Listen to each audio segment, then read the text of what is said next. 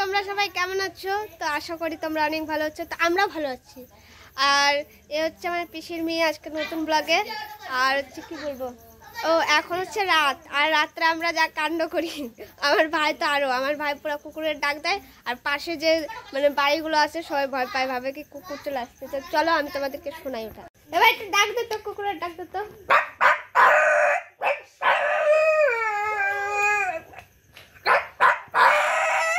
আমরা এখন যাচ্ছি এই যে বাইরে যাচ্ছি, আর বাইরে দেখি কি হয়।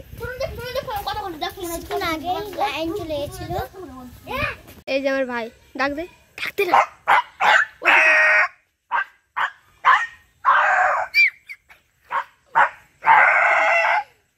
পাক